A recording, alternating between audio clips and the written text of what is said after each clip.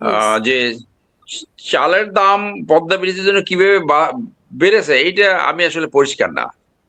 এই ভাষ্যটা এনেছে ওই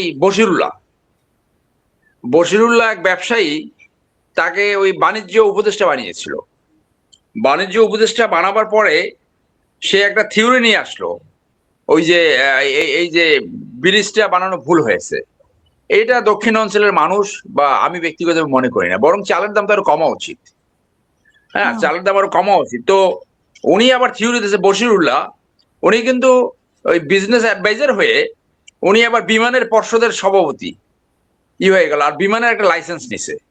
ইউনুস সাহেব নিয়েছে ইউনিভার্সিটি লাইসেন্স, ওই আদম আদম ব্যবসার লাইসেন্স।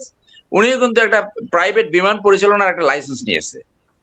সো এই যে দুর্বৃত্তায়ন ইন দ্য নেম অফ অ্যাডভাইজারশিপ।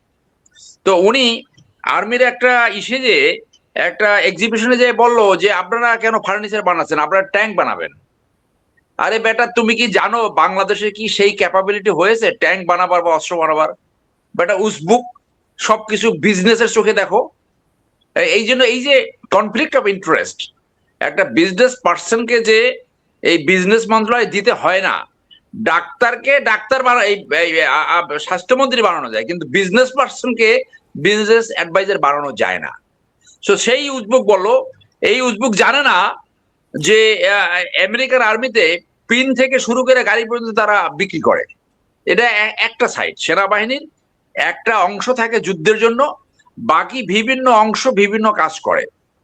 আপনার আমরা যখন ইউএন মিশনে করছি, আপনার আমেরিকান যে সবগুলা মিলিটারি সব সব কিছু আপনি সেখানে পাবেন। ইন্ডিয়ান আর্মিতেও পিন থেকে শুরু করে এই গাড়ি পর্যন্ত তারা প্রডিউস করে, কারণ এইটা জনগণের জনস্বার্থে এগুলো করা হয়। আজকে সিএমএস এর যদি সিভিলিয়ান ব্রাঞ্চ থাকে প্রত্যেকটা ডিভিশনে, তাহলে ব্যাঙের ছাতার মতো যে এই এই এই এই ক্লিনিক গুলো হয়েছে, মানুষকে অপারেশন লাগবে না তারপর অপারেশন করে ফেলায়, সব সিজারিয়ান করে, সেইগুলো কিন্তু তখন একটা চেক হয়। এই সিএসডির ব্রাঞ্চ গুলো যদি জেলা শহরে যায়, আর্মি পরিচালনা করবে, কিন্তু সেটা সিভিলিয়ান দিয়ে পরিচালনা করবে অথবা রিটায়ার্ড সৈনিকদের দিয়ে পরিচালনা করবে, তাহলে একটা বাজার ব্যবস্থাপনা একটা ব্যালেন্স আসতো, একটা চেক অ্যান্ড ব্যালেন্স আসতো। তো সেইগুলা এটা তো ম্যাটার অফ পলিসি। তো এটা জানে না বইলা ওই উজবুক ওই বিড়ি ব্যবসায়ীর ছেলে, ও দেখছে, ও শুনছে যে সেনাবাহিনী তো শুধু যুদ্ধ করবে। সেনাবাহিনীর যে 30-40টা ব্রাঞ্চ থাকে, কেউ রেশন সাপ্লাই দেয়, কেউ চিকিৎসা দেয়, কেউ অস্ত্র সাপ্লাই দেয়, এবং আর্মার্ড এবং ইনফেন্ট্রি ফাইটিং এটা সেনাবাহিনীর একটা অংশ, তারা ফাইটিং ফিরি সবসময় থাকে। ওইটা তার নলেজে নাই। তো তাহলে ওর এই কমেন্ট করার আগে তাকে মিলিটারি ট্রেনিং করানো উচিত ছিল। তো এই উজবুক কত জানে বিড়ি ব্যবসা, তো বিড়ি ব্যবসায়ী তো এই ধরনের ননসেন্স কমেন্ট করবি। এখন আসেন পাণ্ডবে যেটা বললো, আমি মনে করি যে মেজর হাফিজ আগেও বলেছে একটা টেস্টেড বিট্রেয়ার। পৃথিবীর ইতিহাসে আপনি পাবেন না জুনিয়রদেরকে ব্যবহার করে তার রাজনীতি করতে হবে, জুনিয়রদেরকে সামনে থেকে চাকু মেরে তার রাজনীতি করতে হবে। উনি যদি সেই উদ্যোগ না নিত, ওইটা কোনোদিন হতো না। এইটাও কিন্তু তারেক সাহেব জানে।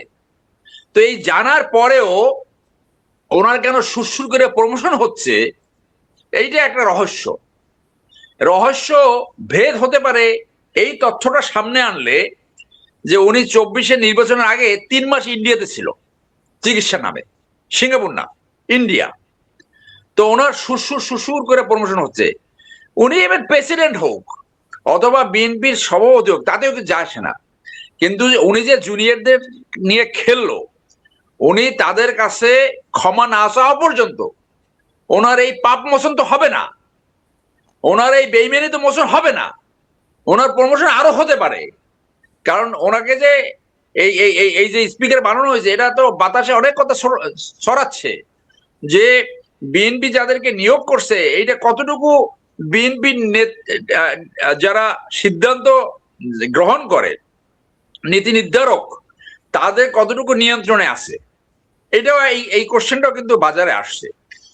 অতএব ওই তার যে বিট্রিয়াল অ্যাক্টিভিটিস, সেটা তো বাজারে থেকে যাবে। এটা তো সবাই জানে যে প্রেসিডেন্ট জিয়াকে কে গ্রেপ্তার করেছিল, সে করেছিল শাফায়েত জামিল।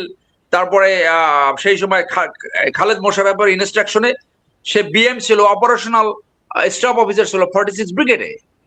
আপনি মেজর কামরুলকে দাওয়াত দেন একদিন আপনার এই প্রোগ্রামে, মেজর কামরুল তাকে গ্রেপ্তার করেছিল, প্রেসিডেন্ট জিয়া পরে মুক্ত হয়ে তাকে গ্রেপ্তার করেছিল। সেই গ্রেপ্তারের পরে শেরে বাংলা নগরে সে বন্দী ছিল, সেইখান থেকে সে পালিয়ে যায়। পালিয়ে যায় এই ডিসমিসড অফিসার সে ফার্স্ট বেঙ্গলে যেয়ে সে রিভোল্ট করার চেষ্টা করছে, এগুলো তো বইয়ের ভিতরে আছে, আরো অনেকবার বলেছি। তো তারপরও উনি হয়েছে স্পিকার। এটা এটা কোন বিবেচনায় সিদ্ধান্ত, সেটা আরো সামনে আসবে যে কোন বিবেচনায় উনি হলো, ওনার ভিতরে কি এত হয়ে গেল, ইনডিসপেন্সেবল হয়ে গেল যে সাধারণত স্পিকার পদে লয়াররা ভালো করে, সো তারেক সাহেব নিশ্চয়ই এটা এটা বোঝা উচিত ছিল যে কারো বিরুদ্ধে যদি অ্যাকশন নেয় সেটা ওনার বিরুদ্ধে অ্যাকশন নেওয়া উচিত ছিল। বাকি যারা ছিল ওই উদ্যোগের সাথে তারা এইটার জন্য রেসপন্সিবল না। উনি এই উদ্যোগ না নিলে, উনি ওই সাকিব আল হাসানকে জয়েন করাইছে, উনি ওই নাম ঠিক করে দিয়েছে, উনি শেখ হাসিনার সাথে যোগাযোগ করেছে, 3বার দেখা করছে শেখ হাসিনার সাথে, 3বার। সো এগুলো সব উনিই করছে, আর মাঝখান থেকে আমাদের সরলতার সুযোগ নিয়েছে।